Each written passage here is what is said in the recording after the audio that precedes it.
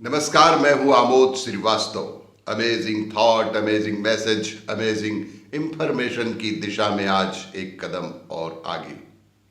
आज के इस दो चिंतन का शीर्षक है सार्वभौमिकता का आदर्श रूपक और विचार की बाधा।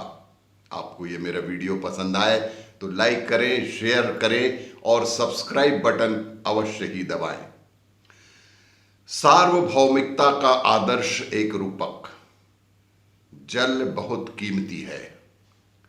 समधर्मी तालमेल की भावना, या जैसा कि हम इसे पुकारते हैं, इंदुत्व में जल, अनुकूलनशीलता और निस्वार्थता जीवन का प्रतिज्ञान और सार्वभौमिकता के लिए एक आदर्श रूपक है।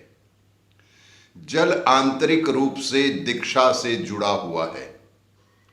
यह ईसाइयों और सिखों के बीच आस्था की सार्वजनिक घोषणा है। ईसाइयों का मानना है कि एक व्यक्ति में वास्तविक परिवर्तन दीक्षा, बैप्टिज्म से होता है। मूल पाप के दाग व्यक्ति से धो दिए जाते हैं। वह पाप जो हमें भगवान से अलग करता है, जैसे हमें आध्यात्मिक रूप से जीवित रहने के लिए भगवान की आवश्यकता होती है, वैसे ही शारीरिक रूप से जीवित रहने के लिए जल की आवश्यकता होती है। सिख खालसा में अमृत चखना समारोह में 5 खालसा सिखों और गुरु ग्रंथ साहिब की उपस्थिति में एक कटार से मिलाया हुआ अमृत या शक्कर का पानी पीना शामिल है। यहूदी धर्म में अनुष्ठान पवित्रता की अवस्था बनाए रखने के लिए धार्मिक स्नान का प्रयोजन होता है। पारसी भी प्रार्थना, धार्मिक अनुष्ठानों और शादियों से पहले रीतिगत प्रक्षालन करते हैं। बौद्ध गण हाथ, पैर, चेहरे और मुंह की रस्सी तौर पर सफाई के लिए पानी का ही उपयोग करते हैं। वे महासागरों का संदर्भ लेते हुए अंत्येष्टियों में पानी डालते हैं, जो अनंतता का प्रतीक होता है। इस्लामी शिक्षाओं के अनुसार पानी दिव्य इनाम में से एक है और कुरान में इसका संदर्भ 63 बार उल्लेखित है। विचार की बाधा। मैं जो कि एक अहंकार है, उसे नष्ट कर खुद की महसूस करें और असली मैं को स्थापित करें कि मैं कौन हूं।